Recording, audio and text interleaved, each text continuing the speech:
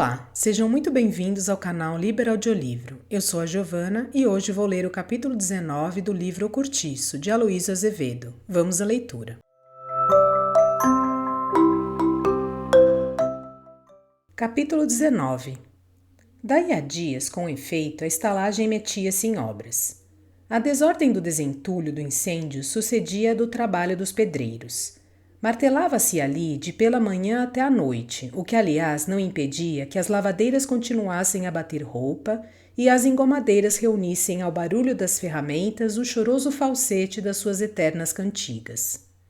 Os que ficaram sem casa foram aboletados a trouxe e mouxe por todos os cantos, à espera dos novos cômodos.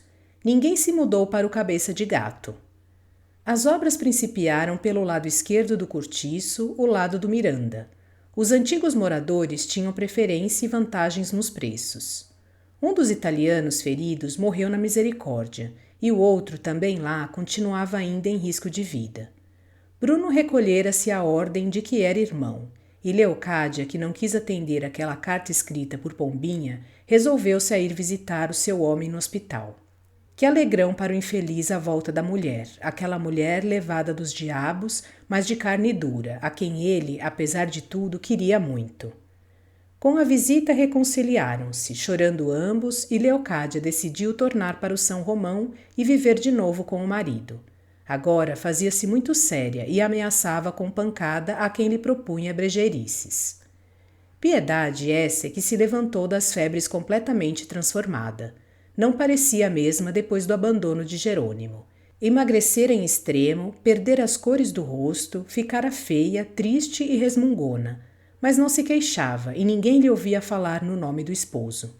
Esses meses, durante as obras, foram uma época especial para a estalagem. O cortiço não dava ideia do seu antigo caráter, tão acentuado e, no entanto, tão misto. Aquilo agora parecia uma grande oficina improvisada, um arsenal, em cujo fragor a gente só se entende por sinais. As lavadeiras fugiram para o capinzal dos fundos porque o pó da terra e da madeira sujava-lhes a roupa lavada. Mas dentro de pouco tempo estava tudo pronto, e com imenso pasmo viram que a venda, a cebosa bodega onde João Romão se fez gente, ia também entrar em obras. O vendeiro resolvera aproveitar dela somente algumas das paredes que eram de 1 metro de largura, talhadas à portuguesa. Abriria as portas em arco, suspenderia o teto e levantaria um sobrado, mais alto que o do Miranda, e com toda certeza mais vistoso. Prédio para meter o do outro no chinelo. 4 janelas de frente, 8 de lado, com um terraço ao fundo. O lugar em que ele dormia com Bertoleza, a cozinha e a casa de pasto seriam abobadadas, formando, com a parte de taverna, um grande armazém em que o seu comércio iria fortalecer-se e alargar-se. O barão e o botelho apareciam por lá quase todos os dias, ambos muito interessados pela prosperidade do vizinho. Examinavam os materiais escolhidos para a construção. Batiam com a biqueira do chapéu de sol no pinho de riga destinado ao assoalho, e, afetando-se bons entendedores, tomavam na palma da mão e esfarelavam entre os dedos um punhado da terra e da cal com que os operários faziam barro. Às vezes chegavam a ralhar com os trabalhadores, quando lhes parecia que não iam bem no serviço. João Romão, agora sempre de paletó, engravatado, calças brancas, colete e corrente de relógio, já não parava na venda e só acompanhava as obras na folga das ocupações da rua. Principiava a tomar tino no jogo da bolsa, comia em hotéis caros e bebia cerveja em larga camaradagem com capitalistas nos cafés do comércio. E a crioula, como havia de ser? Era isso justamente o que tanto o barão como o botelho morriam porque lhe dissessem. Sim, porque aquela boa casa que se estava fazendo e os ricos móveis encomendados, e mais as pratas e as porcelanas que haviam de vir, não seriam decerto para os beiços da negra velha. Conservá-la-ia como criada? Impossível. Todo Botafogo sabia que eles, até aí, fizeram vida comum. Todavia, tanto Miranda como o outro não se animavam a abrir o bico a esse respeito com o vizinho e contentavam-se em boquejar entre si misteriosamente, palpitando ambos por ver a saída que o vendeiro acharia para semelhante situação. Maldita preta dos diabos! Era ela o único defeito, o senão de um homem tão importante e tão digno. Agora não se passava um domingo sem que o amigo de Bertoleza fosse jantar à casa do Miranda. Iam juntos ao teatro. João Romão dava o braço a Zulmira e, procurando galanteá-la e mais ao resto da família, desfazia-se em obséquios brutais e dispendiosos, com uma franqueza exagerada que não olhava gastos.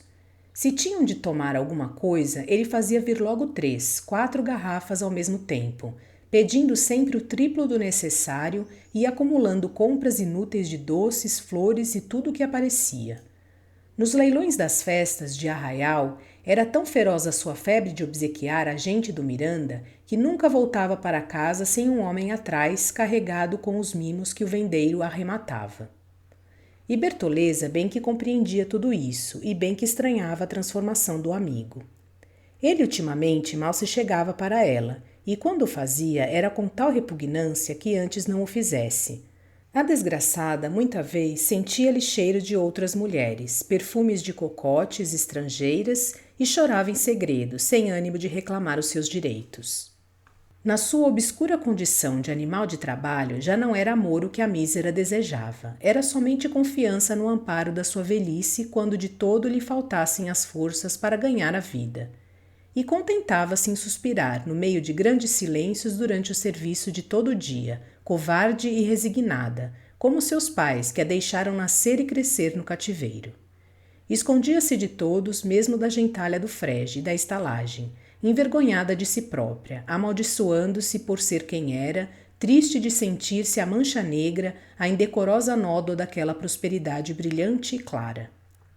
E, no entanto, adorava o amigo. Tinha por ele o fanatismo irracional das caboclas do Amazonas pelo branco a que se escravizam, dessas que morrem de ciúmes, mas que também são capazes de matar-se para poupar ao seu ídolo a vergonha do seu amor.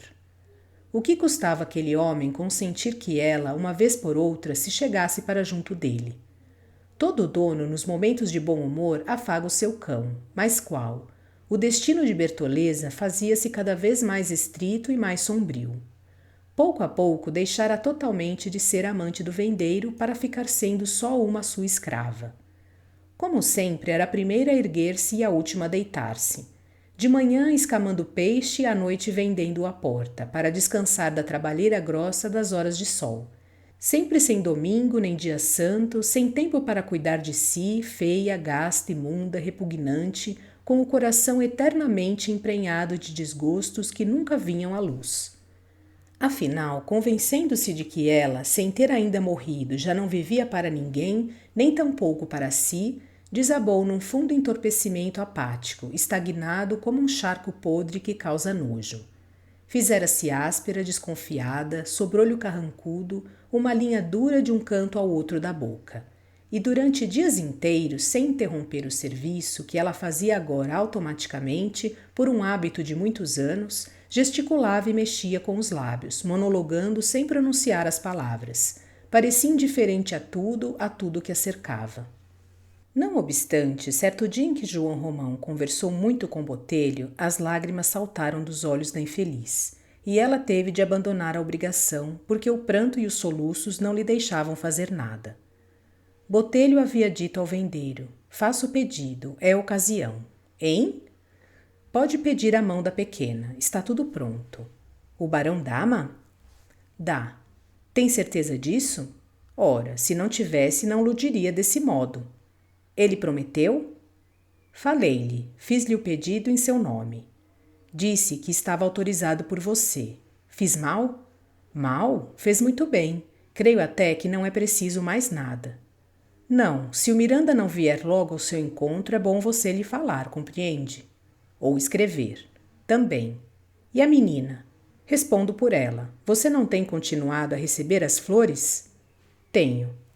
Pois então não deixe pelo seu lado de ir mandando também as suas e faça o que lhe disse.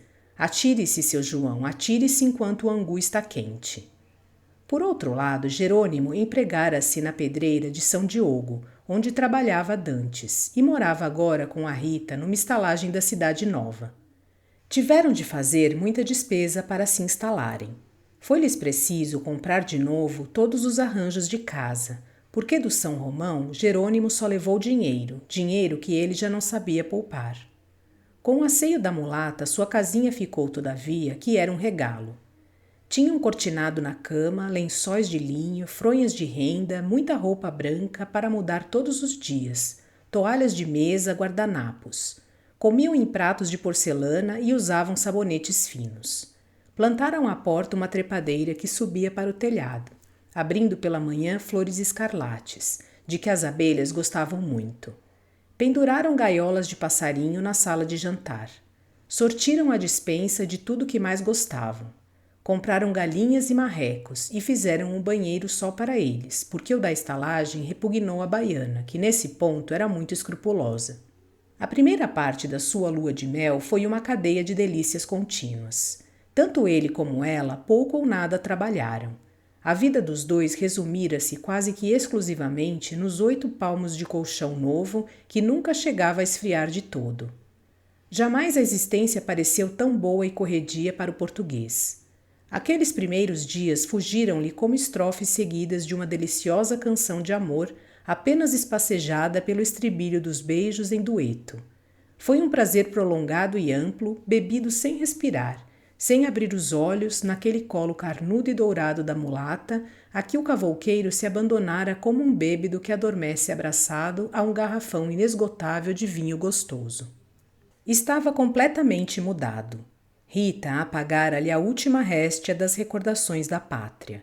Secou, ao calor dos seus lábios grossos e vermelhos, a derradeira lágrima de saudade, que o desterrado lançou do coração com o extremo arpejo que a sua guitarra suspirou. A guitarra.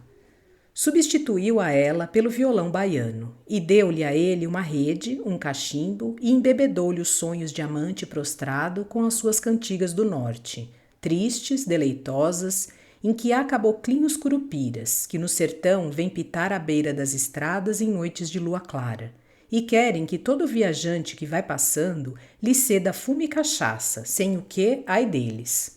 O curupira transforma-os em bicho do mato, e deu-lhe do seu comer da Bahia, temperado com fogoso azeite de dendê, cor de brasa, deu-lhe das suas muquecas escandescentes, de fazer chorar, habituou-lhe a carne ao cheiro sensual daquele seu corpo de cobra, lavado 3 vezes ao dia e 3 vezes perfumado com ervas aromáticas. O português abrasileirou-se para sempre. Fez-se preguiçoso, amigo das extravagâncias e dos abusos, luxurioso e ciumento. Fora-se-lhe de vez o espírito da economia e da ordem. Perdeu a esperança de enriquecer e deu-se todo inteiro à felicidade de possuir a mulata e ser possuído só ela e mais ninguém. A morte do Firmo não vinha nunca a toldar-lhes o gozo da vida. Quer ele, quer a amiga, achavam a coisa muito natural.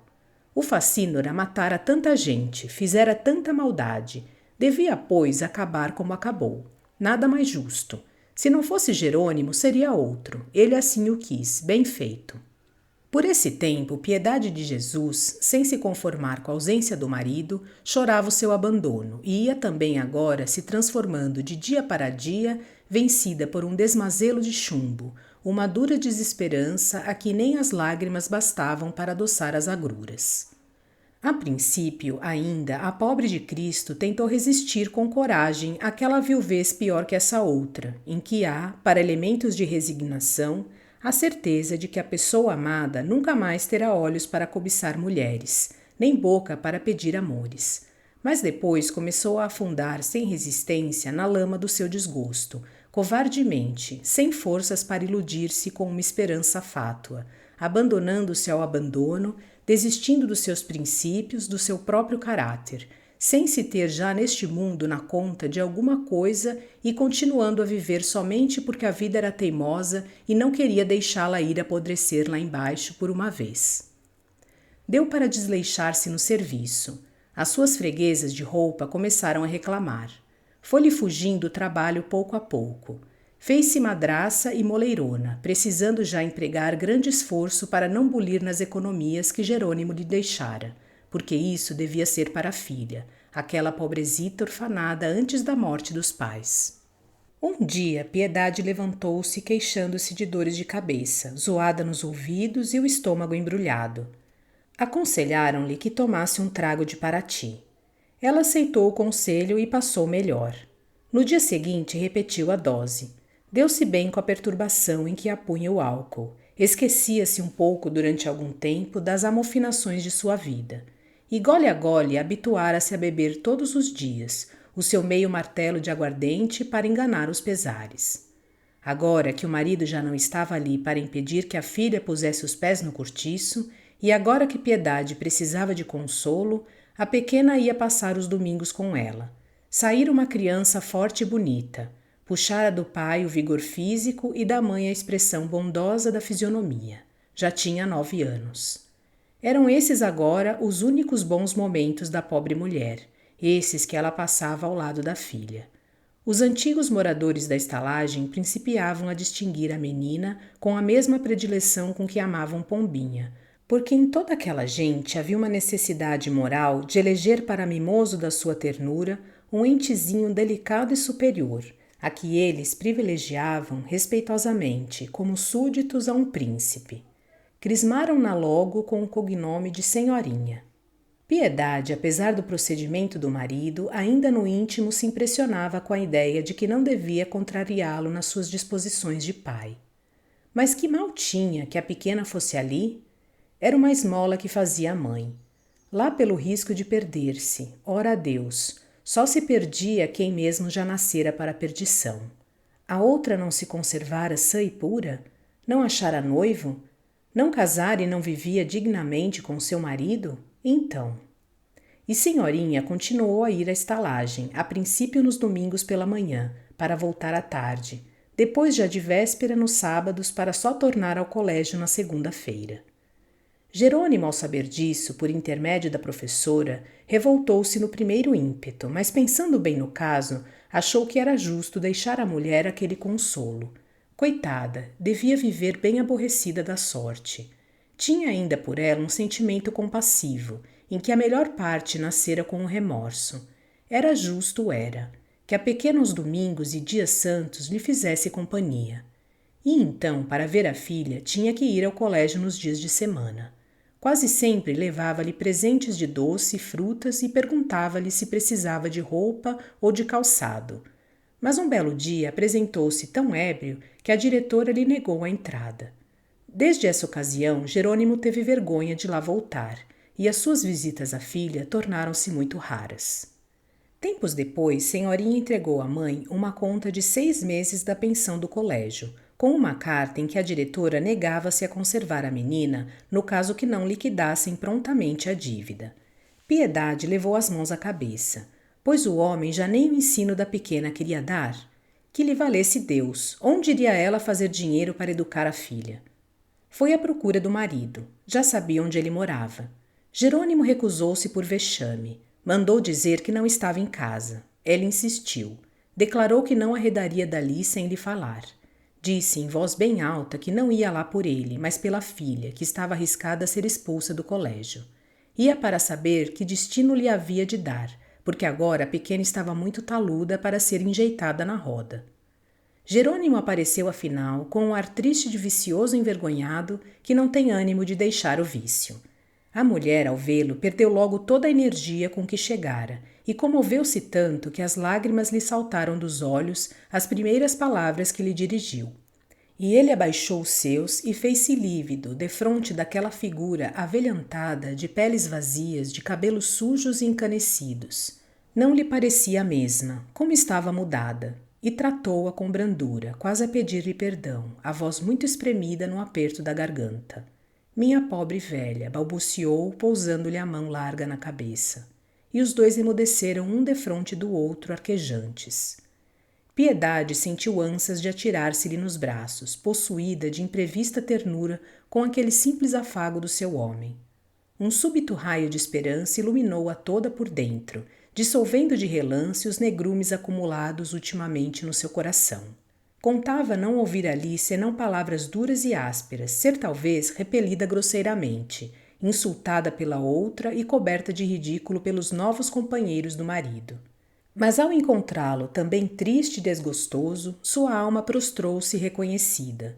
E assim que Jerônimo, cujas lágrimas corriam já silenciosamente, deixou que a sua mão fosse descendo da cabeça ao ombro e depois à cintura da esposa, Ela desabou, escondendo o rosto contra o peito dele, numa explosão de soluços que lhe faziam vibrar o corpo inteiro. Por algum tempo choraram ambos abraçados. Consola-te, que queres tu? São desgraças, disse o cavouqueiro afinal, limpando os olhos. Foi como se eu tivesse te morrido. Mas podes ficar certa de que te estimo e nunca te quis mal. Volta para casa, eu irei pagar o colégio de nossa filhinha e hei de olhar por ti. Vai e pede a Deus Nosso Senhor que me perdoe os desgostos que te tenho eu dado. E acompanhou até o portão da estalagem. Ela, sem poder pronunciar palavra, saiu cabisbaixa, a enxugar os olhos no chale de lã, sacudida ainda de vez em quando por um soluço retardado. Entretanto, Jerônimo não mandou saldar a conta do colégio no dia seguinte, nem no outro, nem durante todo o resto do mês. E ele, coitado, bem que se mortificou por isso. Mas onde ia buscar dinheiro naquela ocasião? O seu trabalho mal lhe dava agora para viver junto com a mulata. Estava já alcançado nos seus ordenados e devia ao padeiro e ao homem da venda. Rita era desperdiçada e amiga de gastar à larga. Não podia passar sem uns tantos regalos de barriga e gostava de fazer presentes. Ele, receoso de contrariá-la e quebrar o ovo da sua paz, até aí tão completo com respeito à baiana, subordinava-se calado e afetando até satisfação. No íntimo, porém, o infeliz sofria deveras. A lembrança constante da filha e da mulher apoquentava-o com pontas de remorso, que dia a dia alastravam na sua consciência, à proporção que esta ia acordando daquela cegueira. O desgraçado sentia e compreendia perfeitamente todo o mal da sua conduta, mas só a ideia de separar-se da amante punha-lhe logo o sangue doido e apagava-se-lhe de novo a luz dos raciocínios. Não, tudo o que quisessem menos isso. E então, para fugir àquela voz irrefutável que estava sempre a se razinar dentro dele, bebia em camaradagem com os companheiros e habituara-se dentro em pouco à embriaguez. Quando Piedade, 15 dias depois da sua primeira visita, tornou lá um domingo, acompanhada pela filha, encontrou o bêbado numa roda de amigos. Jerônimo recebeu-as com grande escarcéu de alegria, fê-las entrar. Beijou a pequena repetidas vezes e suspendeu-a pela cintura, soltando exclamações de entusiasmo. Com 1 milhão de raios, que linda estava sua morgadinha. Obrigou-as logo a tomar alguma coisa e foi chamar a mulata. Queria que as duas mulheres fizessem as pazes no mesmo instante. Era questão decidida. Houve uma cena de constrangimentos quando a portuguesa se viu defronte da baiana. Vamos, abracem-se, acabem com isso por uma vez, bradava Jerônimo a empurrá-las uma contra a outra. Não quero aqui caras fechadas. As duas trocaram um aperto de mão sem se fitarem. Piedade estava escarlate de vergonha. Ora, muito bem, acrescentou o cavouqueiro. Agora, para a coisa ser completa, hão de jantar conosco. A portuguesa opôs-se, resmungando desculpas que o cavouqueiro não aceitou. Não as deixo sair. É boa, pois hei de deixar ir minha filha sem matar as saudades? Piedade assentou-se a um canto, impaciente pela ocasião de entender-se com o marido sobre o negócio do colégio. Rita, volúvel como toda mestiça, não guardava rancores e, pois, desfez-se em obséquios com a família do amigo. As outras visitas saíram antes do jantar. Puseram-se à mesa às 4 horas e principiaram a comer com boa disposição, carregando no virgem logo desde a sopa. Senhorinha destacava-se do grupo. Na sua timidez de menina de colégio, parecia, entre aquela gente, triste e assustada ao mesmo tempo. O pai acabrunhava com as suas solicitudes brutais e com as suas perguntas sobre os estudos. À exceção dela, todos os outros estavam, antes da sobremesa, mais ou menos chumbados pelo vinho. Jerônimo, esse, estava de todo. Piedade, instigada por ele, esvaziara frequentes vezes o seu copo, e ao fim do jantar dera para queixar-se amargamente da vida. Foi então que ela, já com azedume na voz, falou na dívida do colégio e nas ameaças da diretora. Ora, filha, disse-lhe o cavouqueiro, agora estás tu também para ir com essa mastigação. Deixa as tristezas para outra vez. Não nos amargures o jantar. Triste sorte a minha. Ai, que temos lamúria. Como não me hei de queixar se tudo me corre mal? Sim, pois se é para isso que aqui vens, melhor será não tornares cá, resmungou Jerônimo, franzindo o sobrolho. Que diabo, com choradeiras nada se endireita. Tenho eu culpa de que sejas infeliz? Também o sou e não me queixo de Deus. Piedade abriu a soluçar. Aí temos, berrou o marido, erguendo-se e dando uma punhada forte sobre a mesa.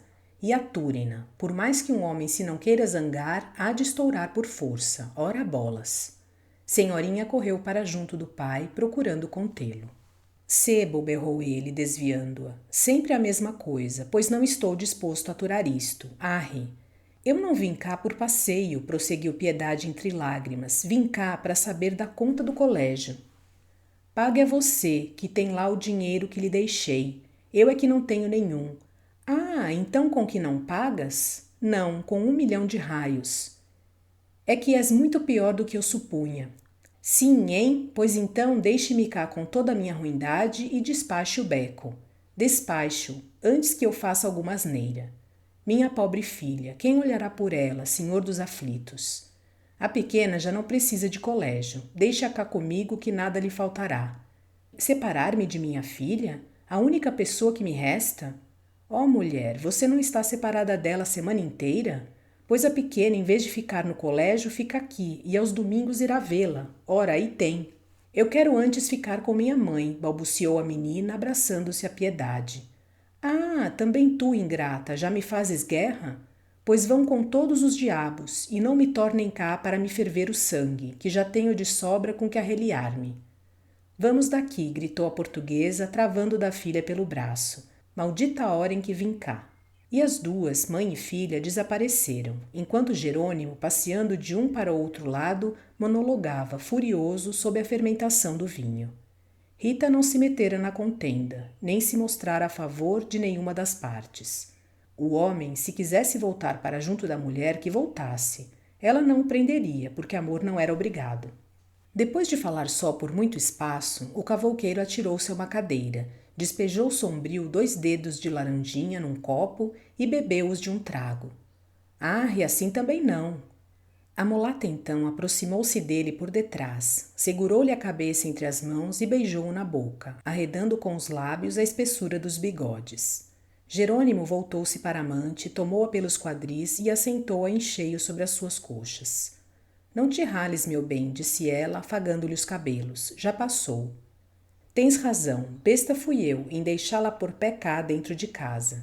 E abraçaram-se com ímpeto, como se o breve tempo roubado pelas visitas fosse uma interrupção nos seus amores.